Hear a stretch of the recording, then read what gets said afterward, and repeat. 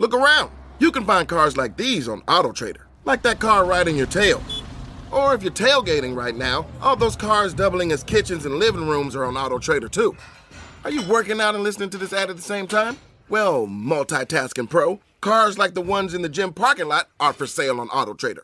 New cars, used cars, electric cars, maybe even flying cars. Okay, no flying cars, but as soon as they get invented, they'll be on AutoTrader. Just you wait. AutoTrader. Hello everyone, this is Fortune's Wheel and I am Jonathan, and today we're launching right into a topic I, to be honest, accidentally happened upon just a few weeks ago, and I thought it'd be wise to push this week's episode back in lieu of this one, as today is Halloween, so I hope everyone has a wonderful and safe Halloween. But without further ado, this week's episode 54, is entitled Heresy in Orleans.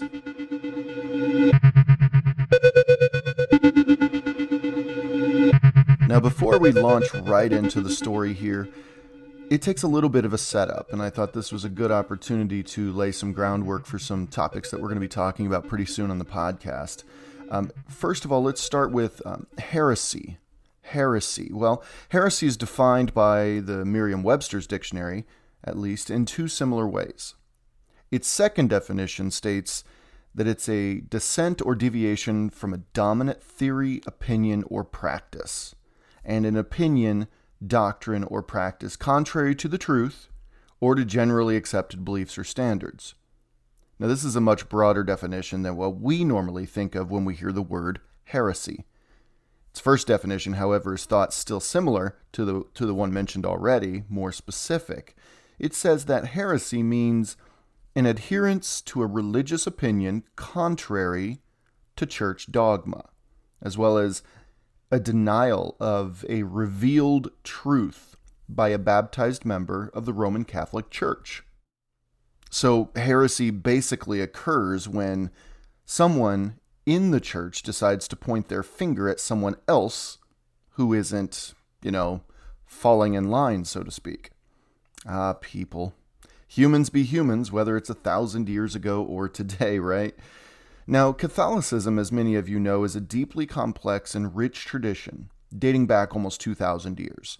It's undergone transformation after transformation, and much like the Roman Empire, that it more or less supplanted as the driving force behind Mediterranean and European cultures, it enveloped many pagan beliefs and traditions to make it more accessible to the pagan masses into which it grew. But for our purposes here, the Catholic Church has thankfully organized itself enough to be fairly understood by non-Catholics today.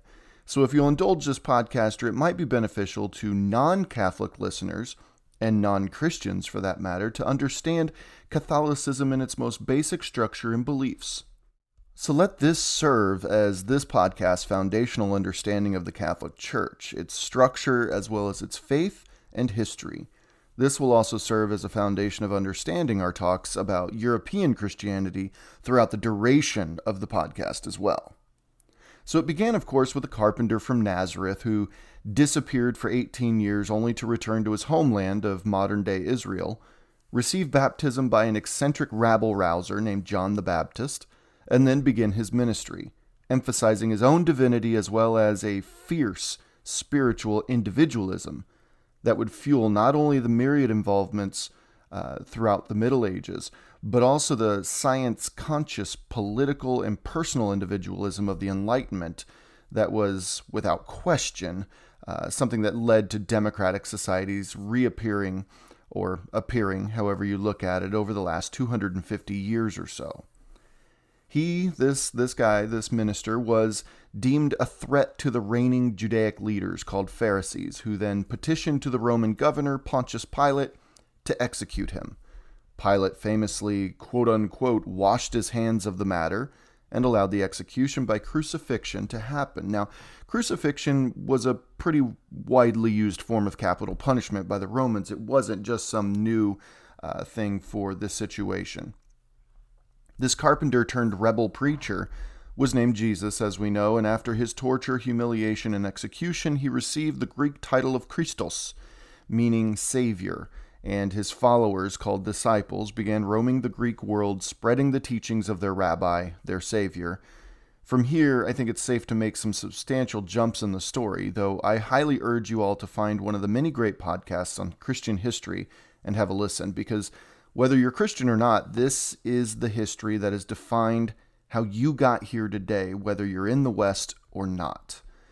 The Catholic Church before the 12th century served as the organizational structure for the implementation of and spreading of the faith as pagan systems were encroached upon in the expansion of Christian kingdoms and polities for the first millennium CE. Now, Christianity, after its earliest days of persecution and chaos and disorganization, more or less coalesced its scattered churches under the reign of Emperor Constantine in the early to mid 300s. For the first 1,000 years, its original 5 churches, those in Jerusalem, Antioch, Alexandria, Constantinople, and Rome, were the major heads of the faith. But as the centuries wore on and Christianity expanded northward, other major centers of Christian influence appeared and held more and more sway, such as the churches in Caesarea, Milan, Syracuse, Malta, Sevilla, Cluny, Santiago de Compostela, Rouen, Fécamp, Canterbury, York, Hamburg, Worms, and Kiev. Its nominal head was in Rome, called the Bishop of Rome, and referred to as Papa, or Pope, as we know today. And this man held fast to the idea that he was the central figure in all of Christendom, and unequal among equals, you could say. Of the original 5 major centers, the Bishop of Rome believed himself to be the immediate successor to St. Peter, who is said to have been gifted the early church by none other than Jesus himself, according to the Bible.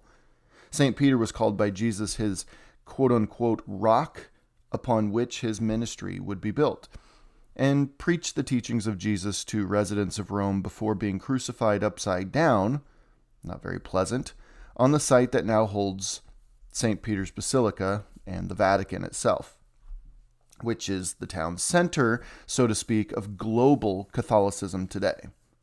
This, of course, wasn't exactly received too well among the other major bishoprics, especially the one in Constantinople, whose patriarch always contested that Constantine the Great shifted not only the empire's capital, political capital, away from Rome, but also its religious heart as well, making, if he's going to make a big deal out of it, this, he argued, would make the Patriarch of Constantinople the nominal head of the church, if there ever was one. So go back and listen to episode 44, entitled The Great Schism of 1054, for additional information on the breakdown of the Latin and Greek Orthodox churches when that occurred.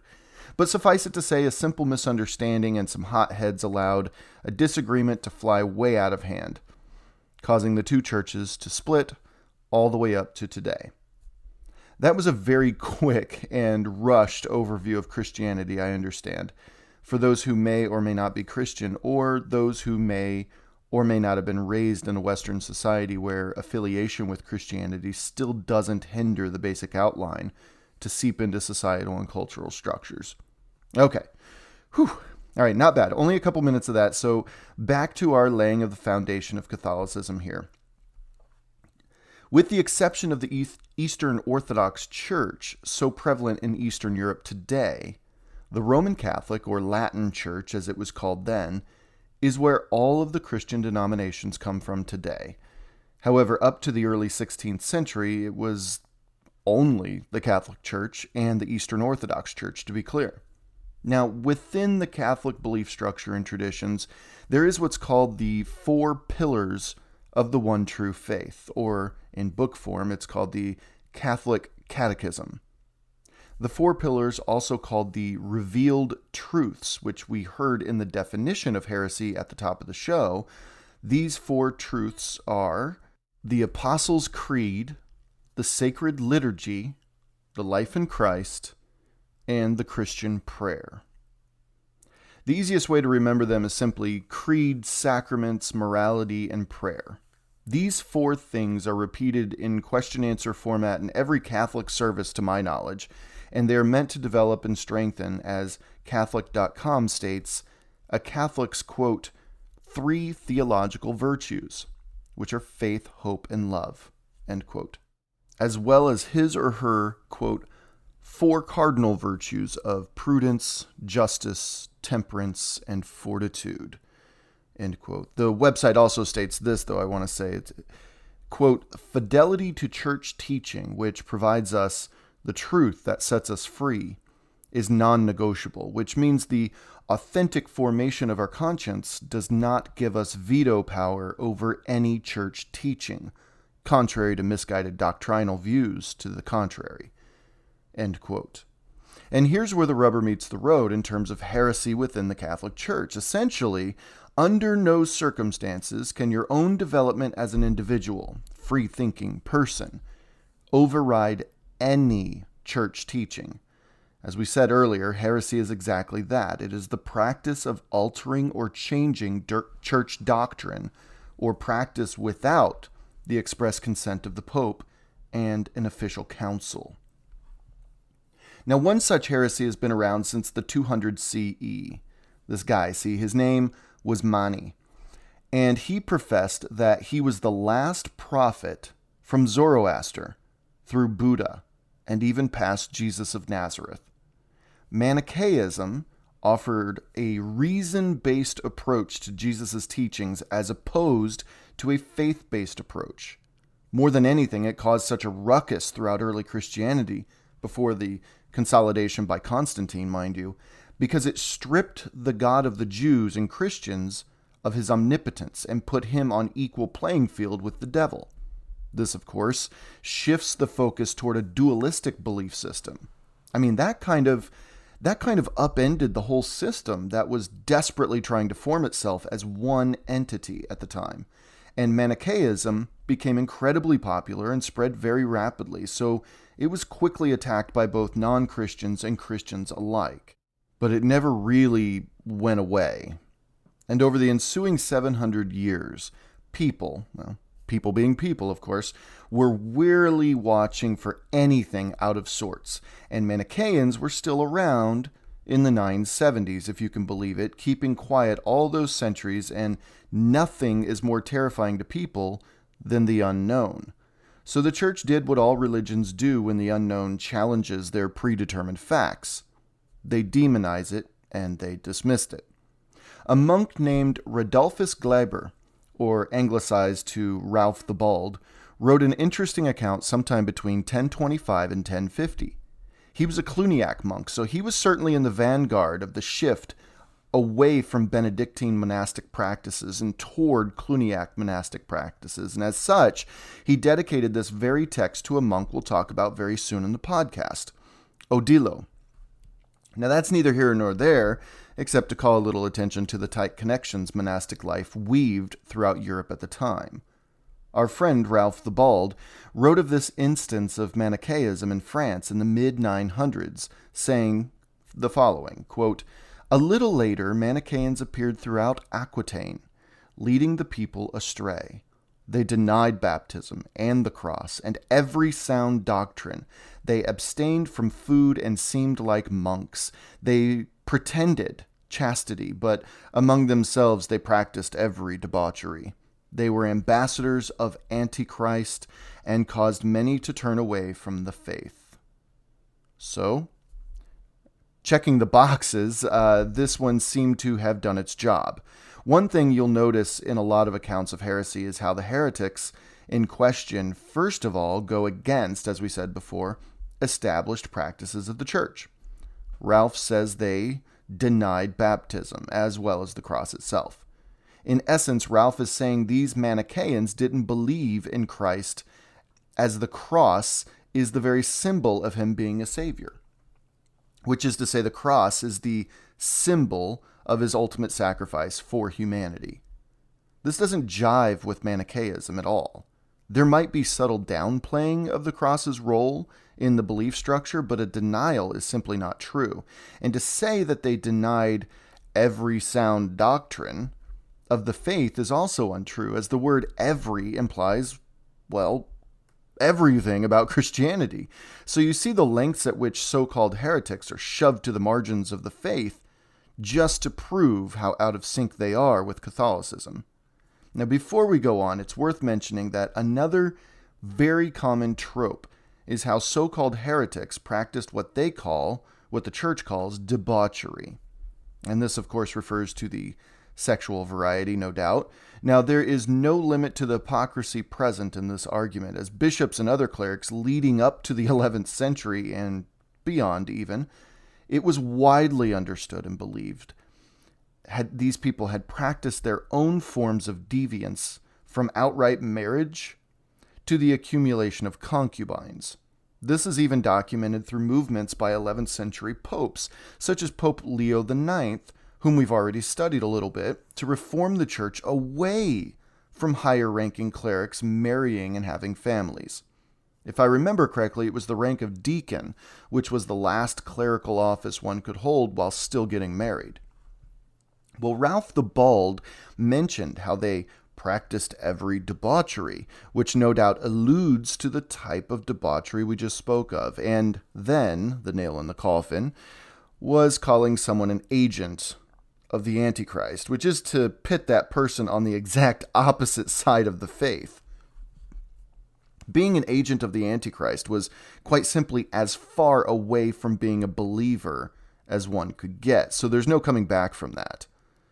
So that's a 10th century account of the Manichaeans in the French Duchy of Aquitaine, a very powerful and influential duchy, mind you, that will only gain power and influence over the next couple hundred years or so. Part of the lesson of these accounts was to show that if it could happen there, it could happen anywhere, making these accounts as much propaganda as they were actual accounts. Now, to ground ourselves back into the context of this podcast, we come to another account taking place in France, this time in the early 11th century. So as we know, the French were a vast collection of differing peoples with often dissimilar interests from their neighbors, but one thing was for absolutely sure. They were, on the whole, devout Christians, and they took a knee to Christian doctrine, up and down the nobility. However, they were also a pretty superstitious bunch as well, though partly due to their church teachings to always be on the lookout for those ambassadors of Christ, or gasp, even the devil himself, but also due to their pesky old pagan beliefs that were molded into Christianity. The French feared, like most others, what they did not know, and stories were certainly springing up of questionable behaviors and peculiar events surrounding certain individuals and villages. Unlike us today, who are so entranced by activities happening around the world that have very little, if anything, to do with our immediate lives and surroundings, the people of the Middle Ages were very keen to their environments, including the people who inhabited it. If anything, and I mean anything, was amiss, any stone out of place, or birds singing too loudly, or breeze from an unfamiliar direction, people would certainly have noticed. And as we know today, understanding what people notice never stops people from speculating, often publicly, about it. Consequences be damned. And yet, though familiarity breeds comfort, it can also, when challenged, lead to discomfort. So take, for instance, the story of Loutard and the bees, as it came to be called, first documented in the same document as our account of the Manichaeans by our friend Ralph the Bald. Now, Ralph the Bald wrote this account, and I'd like to just read it to you. He says, "At the end of the year 1000, there appeared in Gaul, in a village called Vertus, in the district of Chalon, a peasant named Loutard. As the outcome of the matter proved, he could well be regarded as an emissary of Satan. His stubborn insanity began like this. He once was laboring alone in a field and had just about finished a piece of work when, wearied by his exertions, he fell asleep, and it seemed to him that a great swarm of bees entered his body through his privates. These same bees, as they made their way out through his mouth with a loud noise, tormented him by their stings. and after he had been greatly vexed in this fashion for some time, they seemed to speak to him, bidding him things impossible to men. At length he arose exhausted and went home. He sent away his wife as though he effected the separation by command of the gospel. Then going forth, he entered the church as if to pray, seized and broke to bits the cross and image of the Savior. Those who watched this trembled with fear, thinking him to be mad as he was, and since rustics are prone to miraculous revelation from God. But he indulged too much in empty words, devoid of utility or truth, and in his desire to appear learned, he taught the opposite of a master of learning, for he said it was altogether needless and foolish to give tithes. And just as heresies cloak themselves with holy scriptures which they contradict, so that they may practice more wily deception, he too declared that the prophets had set forth some useful things and some not to be believed. In a short time, his fame, as if it were that of a sane and religious person, drew to him no small part of the common people. But the most erudite Gebuin, the elder bishop, in whose diocese the man lived, on learning of this, commanded that the man be brought before him.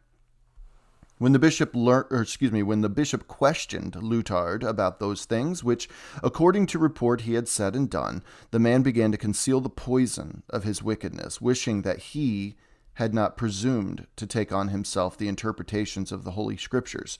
But the very wise bishop, hearing unseemly things, nay, rather what was indeed base and damnable, made it clear that the lunatic had become a heretic.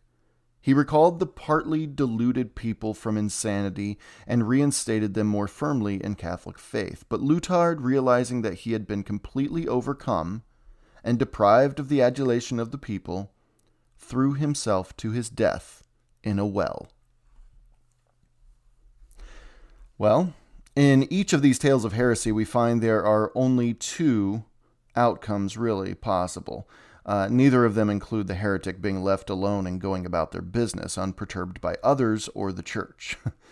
In fact, the only two outcomes are either reconversion to Christianity, as the followers of Lutard were, or death of the heretic, whether it's death at the hands of the people, at the hands of the church, whatever it may be, or death at the hands of that person himself, much like Lutard, who threw himself into a well and died. And that is quite simply the medieval intolerance that hasn't exactly faded away over the previous millennium. Today, though, death comes in other forms than just, death. Anyway, as you've seen, Europe has had many an instance of heresy leading up to the 11th century. They never amounted to anything significant or large scale. However, in 1022, that would all change. Under the rule of King Robert of France, just 11 years after he set a very tragic and shameful precedent. So let's set the stage for this one, the topic of our episode here, because it requires the proper context. So let's start this story with Hugh Capet, a man elected successor to King Louis V, the last in a very long line of Carolingian kings in France. Now, Hugh was a duke before this, but on July the 3rd, 987, everything changed. It was a succession that catapulted a new line of French royalty to the forefront of European politics and culture. And though he created a new dynasty, one we now call the Capetian dynasty, which would last until 1328, this wasn't exactly some Andrew Jackson from the backwoods of Tennessee moment here in medieval France. So he was actually not too distantly removed from Charlemagne himself, as Hugh was of the line of the Charlemagne's son, Louis the Pious. Not only that, but he was also the nephew of Otto the Great, the East Frankish king, and the Holy Roman Emperor. Yeah, boy's got some pedigree there. So Hugh Capet came from strong royal stock, but he was also a game changer in many ways. He was married to Adelaide of Poitou, and they had 3 children. The first, a daughter they named Gisela, and she went on to become Countess of Poitou. Their second, another daughter they named Hedwig after Hugh's own mother, married Count Reginald IV of Hainaut. They would have other daughters, but they didn't marry as high as the first two, and are therefore rarely mentioned. However, their third child, a son, they named Robert. And it was Robert who would take over Hugh's crown and become king of the Franks when Hugh died in 996. One thing, however, that would have an everlasting impact on the future of France that Hugh Capet was solely responsible for was the establishment of the smallish river port city of Paris as the political center of the kingdom, and as you well know, remains the seat of the French Parliament today. And his son, Robert, upon donning the crown, would take up residence at Paris as well, though put a pin in that one for a few minutes, yeah? Because that's not exactly the full story of where Robert made his capital. But more on that in a sec. So if you remember the old Roman practice of naming a junior emperor, like Marcus Aurelius and Diocletian, until he full-on ripped the empire in half, that is, it was a practice that continued throughout the Middle Ages as well, in various pockets. And for Robert, he was given such a title under his royal father when he turned 15 years old. And within a year, he had married the Countess of Flanders and mother of Count Baldwin IV of Flanders, Rosala of Italy. However, within a few years of this marriage, it would be dissolved. Apparently, it wasn't a good fit, but it didn't help that she was much older than young 16-year-old Robert. He would then marry the daughter of the King of Burgundy. Her name was Bertha, and it seems that despite the age difference of a decade, he was smitten. And when in 996 Bertha's current husband passed away, Robert made his move. Now, many people were against this marriage, including Popes Gregory V and the great Sylvester II, on the grounds of consanguinity.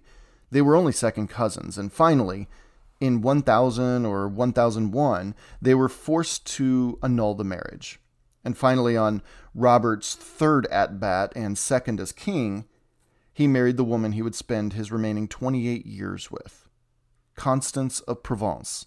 And again, more on that one in a bit. Now, King Robert II earned his nickname the Pious due to his absolute devotion to the Word of God and those who taught the Word to the masses. Well, at least that's the front page story. It is true that Robert II was a fairly pious man, but there have been many pious European kings and nobility. So why did he stand out as the pious? Truth be told, if you go a few pages deep into that newspaper, Robert II was quite the tyrant when it came to those who were simply non-Christian or even Christian adjacent. That's my own term, and I'll unpack it in just a bit. But for those non-Christian folks living within the kingdom of the Franks, King Robert had no love for non-believers. In fact, when it came to Jews, King Robert would usher in an almost unprecedented resurgence in anti-Semitic violence that swept France and outward into other parts of Europe. Despicable enough to be anti-Semitic, in 1010 he heard word of Jewish prosperity in a village outside of Orléans, and on some trumped-up charges about some plan to sabotage the Holy Sepulchre, King Robert the Pious ordered a Jew, no doubt to act as the dead Jewish canary in the Christian coal mine, to be burned alive. Let that be a lesson for the Jewish people within the borders of France in the 11th century. Unfortunately, as people are woefully wont to do, the French peasantry immediately began an unorganized town-by-town persecution of the Jewish people for the atrocity of, well, being Jewish. Sound familiar?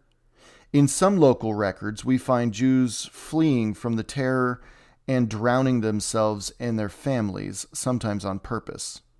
Now, as we know, most religions have a pretty sickening history of oppressive and murderous campaigns against non-believers and believers alike. Heck, Christians even have a pretty solid history of murdering their own. France certainly wasn't the only place for religious zealotry to have taken hold. A stricter practice of Islam was seen in the Cordoba Caliphate in Iberia, among the Berbers across the African north of the Mediterranean Sea, and the murmurings of the Turkic people way out east on the Asian steppes. Cluniac reforms were rivaling the long-established Benedictine practices across Christendom around the turn of the millennium too. This major shift in Christianity coincided with the rise of scholasticism, which is a branch of Christian philosophy emphasizing Aristotelian logic with a kind of getting back to basics mentality that highlighted the best of the writings of early Christian thinkers and leaders. And while Christianity and Islam were going through their adolescence, ancient Judaism was trying to just stand by and hope not to be caught in the crosshairs like Gen Xers in a world of social media. As you know, sadly, Jews were caught in the crosshairs by both faiths. King Robert II had no love for those who deviated from this believed one true path. He was a great advocate for Cluniac reforms, which continued to sweep European monasteries.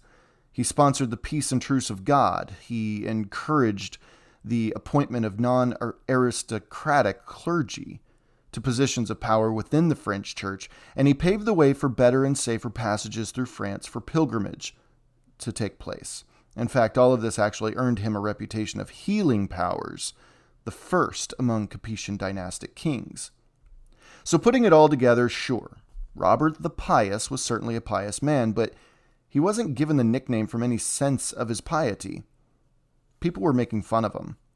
And in the year 1022, the routine practice of Christian-on-Christian religiously driven violence, which had remained somewhat dormant for centuries under the reign of King Robert II of France most recently, marked a cultural shift that shook continental Europe, and its aftershocks would reverberate for centuries more, even creating larger and more devastating events of this nature.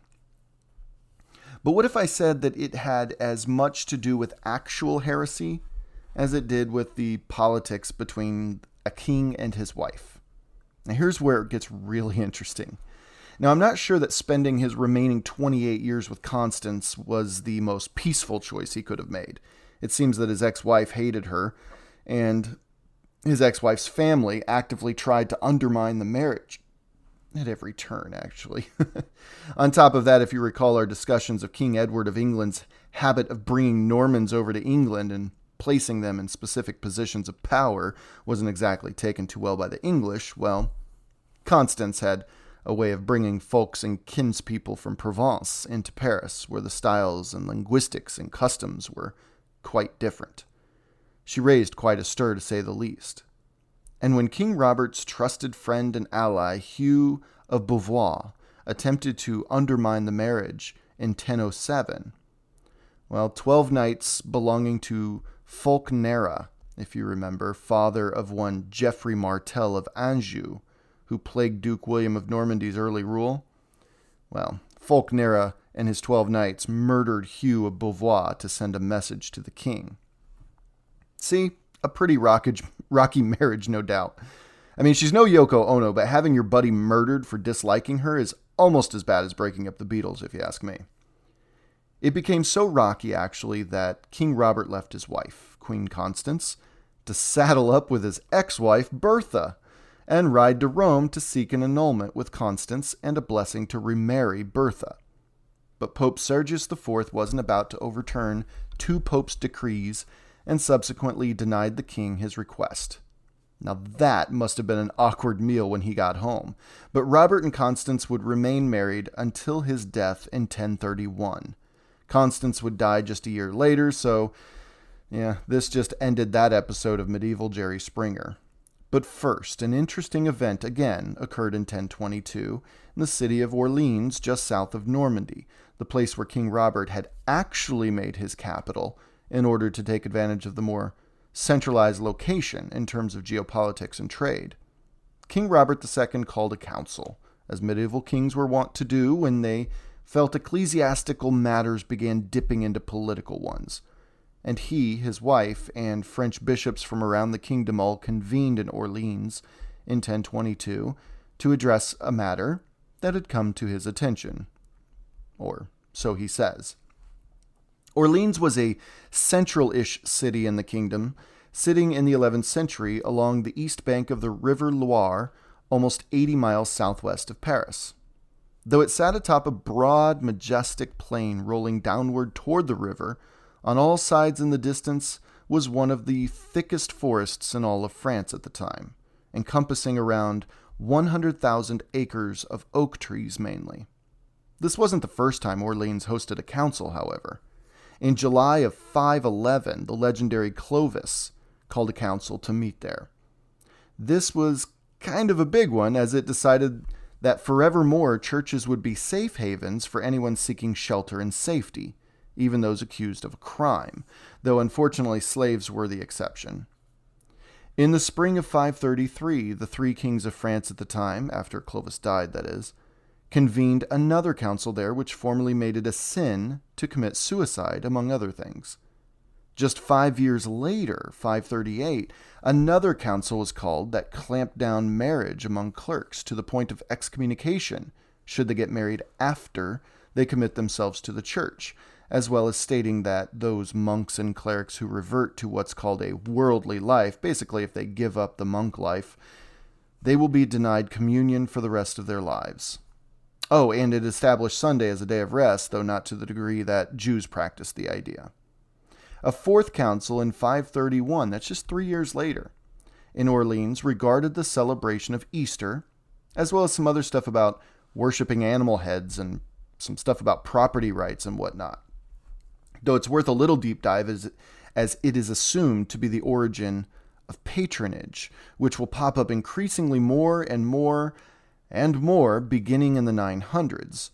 In October of 549, though, convened Orleans' fifth council, protecting communities against bishops whom they do not approve of, which is pretty thoughtful of the church, if you ask me.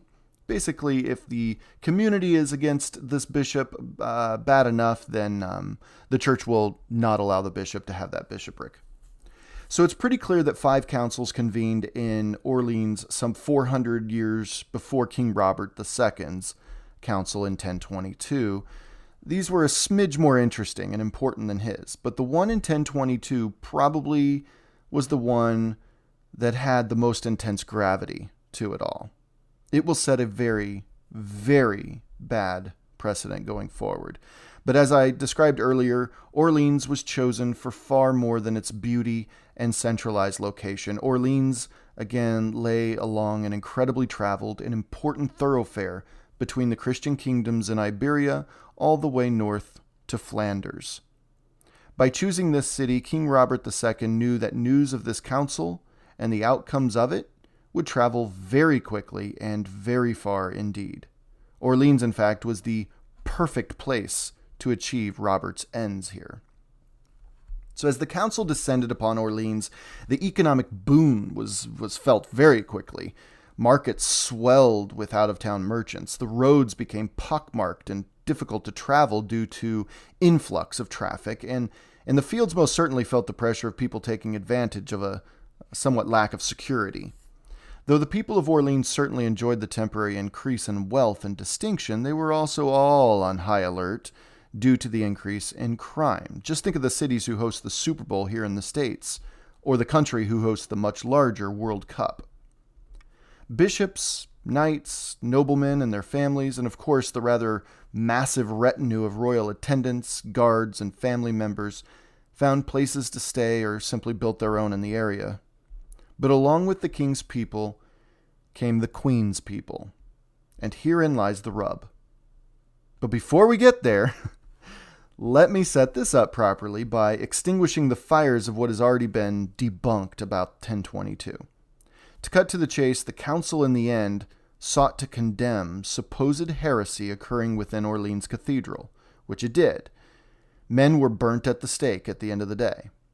But according to executedtoday.com, which used author R.I. Moore's book, The War on Heresy, Faith and Power in Medieval Europe, as a source text for its article, they say, quote, "The heresy in question has in the past been speculatively associated with Gnostic Bogomiles, on the strength of one account that describes them as Manichaeans.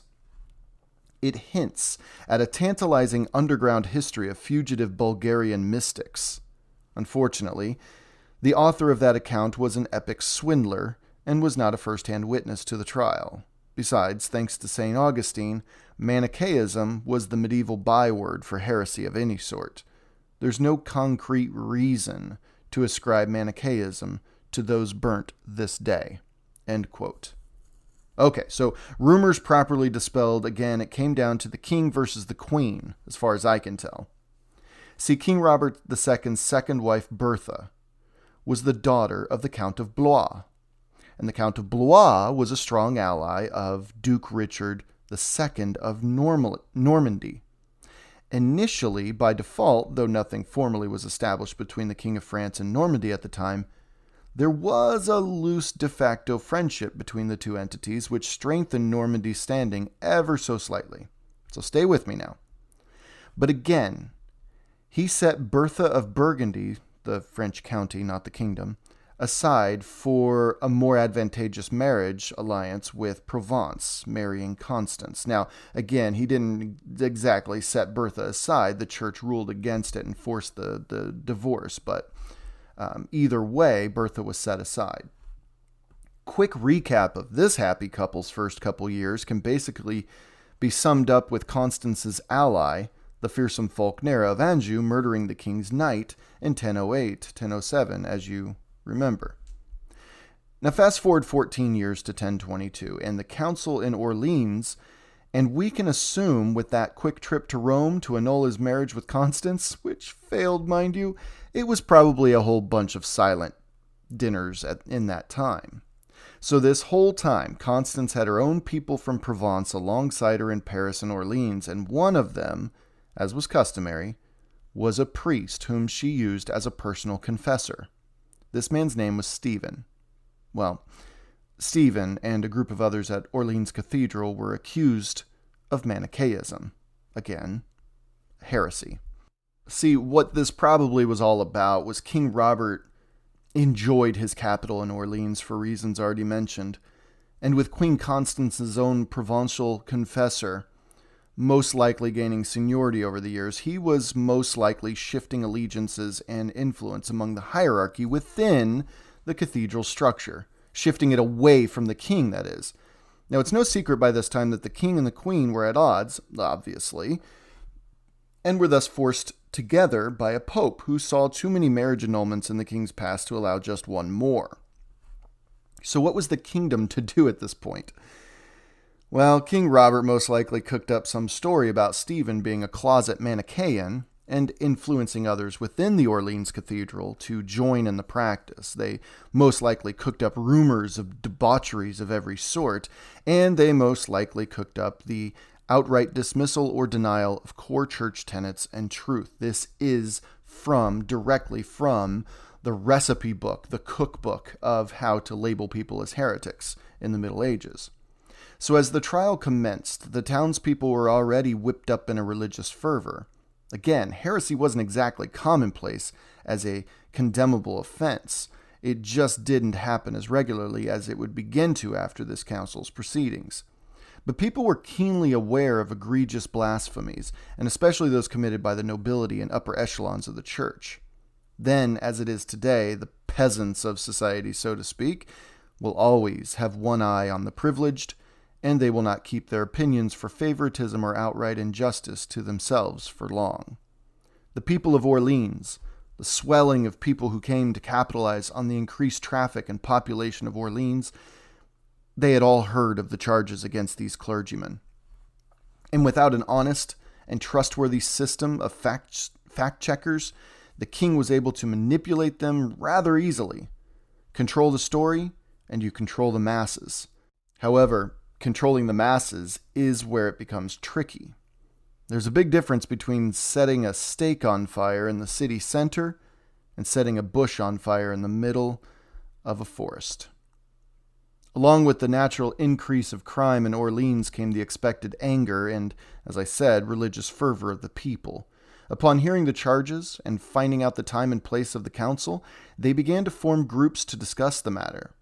No doubt fights erupted in the alehouses and in the streets leading up to and during the council between people who sided with the king's charges and those who sided with the clerics' protestations of innocence. These fights only whipped up the emotions of those around to watch it all unfold. Those fights were mixed with normal conversations where people began raising the ire of those around them with other stories of things they heard of corrupt nobility and corrupt clerics. Well, true or not, the bush was now aflame and spreading to the grasses and saplings all around. These groups, well, they swelled in size. Now the trees were on fire, and the wildfire began to consume the forest that was Orleans, fueled by everything from speculation to facts to rumors, and the people marched on Orleans Cathedral. The king had to act, hearing shouts and bangs from the rowdy, irate crowd outside. And according to the king's side of things, this all started with his wife's confessor bringing her provincial clergy, including her confessor Stephen, to Orleans. Therefore, it should be Constance who dealt with the crowd that she inadvertently roused outside. I mean, at the end of the day, this was all Constance's fault, right? Yeah, King Robert. Right. Either way, King Robert gets the Husband of the Year award at this point because he pauses the council and declares that Queen Constance is to step outside and bar entrance to the cathedral. I mean, there's a literal riot, a mob outside. It would be an unbelievable act of violence, though, to attack the queen, let alone even physically touch her. No matter how you slice it, Robert threw his queen to the wolves in that incredibly hostile moment, and regardless of how he may have felt about her, it's a pretty disgusting thing to do. One woman against riled up, angry crowds who, at that point, are seeing only red. And it's the woman who brought the very clerics who are being tried for heresy just inside the doors. I mean, he's dangerously close to daring the crowd to attack her. And if you think about it, hasn't Robert already tried to get rid of her in favor of his ex-wife? So Constance stood at the doors and faced the crowd for the duration of the council, which ultimately ruled to condemn the clerics, innocent or not, of Manichaeism, of heresy. The punishment would be a slow, agonizing death by being lit on fire while tied to a pole in the town center in front of everyone. So, now that Constance's confessor was convicted, she too would be implicated in any heresy, at least tangentially. And though Constance may have been bested by King Robert in this moment, she was no fool. Stephen would be dead soon, but she would still be around. So to make the most politically savvy move that she could, as the clerics were led out of the cathedral doors to be placed in a holding cell of some sort until the stakes be raised and the punishment could be delivered, armed knights and other royal guards pushed the crowd back to keep the prisoners safe for that time. And there on the steps of Orleans Cathedral, for all France to see, essentially, Constance, according to historian Penelope Ann Adair, quote, struck out the eye of Stephen with the staff which she carried, end quote. Many saw this as the queen merely protecting her husband's integrity. However, I think it was much more nuanced than that. I personally think Constance was publicly distancing herself from this debacle, keeping her reputation as intact as she could. Now, King Robert and Queen Constance would continue to quarrel for the remainder of their marriage when, again, in 1031, King Robert died. They even drew their own sons into the marital conflicts, arguing and literally fighting over which one should wear the crown after Robert passes away. They agreed upon the first choice, Hugh Magnus, but he rebelled against them and in 1026 and then died at the young age of 18 shortly afterwards, which nearly broke the king and queen emotionally. But moving forward, Robert wanted his second son, Henry, to take the crown, while Constance wanted their third son, Robert, to be king. Now, Henry was, however, crowned in 1027 alongside his father, but in 1031, all hell broke loose in France for a year or so because of his father's death, and the fact that Queen Constance fought with Henry about power and land. After finding refuge in Normandy under William's father, Duke Robert le Magnifique, he returned and forced his mother into submission, though she would die the following summer. The happy couple would have 3 daughters and 3 sons in their marriage. Advisa would marry Count Renaud of Nevers. Adela would reach the highest by marrying Duke Richard III of Normandy, but after his death would marry Count Baldwin V of Flanders. And finally, no one knows much about Eudes. Sorry. We know of Hugh Magnus becoming king of France until his tragic death in 1026, but Henry would be the king fighting alongside and against Duke William of Normandy for all those years before William became the conqueror. And finally, Robert became Duke Robert I of Burgundy. Again, not the kingdom. It was a rocky and tumultuous, yet still quite illustrious marriage, no doubt. But the aftermath of 1022's council in Orleans would have far more reaching consequences than just a condemnation of some clerics for heresy. In all actuality, it put heresy squarely on the front burner of French and eventually European society. The way in which King Robert was able to manipulate not only the church to bend to his will, but also his political rivals was admirable among the elite for the next few centuries. King Robert, in a way, fine-tuned the playbook for religious suppression as both a tool to direct the church's will as well as the politics of an area. But more than that, King Robert's inadvertent riling of the masses to help his cause was also a hallmark of this seemingly minor local event that future rulers would certainly use to their advantage, some would say even to this day in the 21st century. Heresy charges would now ramp up across France and the rest of Europe over the next several decades. This would then fuel the religious fervor that would be the gasoline that takes one pope's speech of beginning a possibly decades-long, maybe just years-long appeal to retake the Holy Land and transform it into a massive, and I mean massive, response to take religious war to the Muslims. If not for 1022 Orleans Council, one might be able to make the argument that Pope Urban's call for religious reclamation of the Holy Land as late as the 1090s might not have had the same response across Europe that it did. Though King Robert was able to control his narrative and his masses, the rest of medieval Europe, who used heresy to its political and religious advantage, wouldn't be so lucky. And it would eventually, centuries down the line, lead to one of the most horrendous movements humankind had ever created: the Inquisition.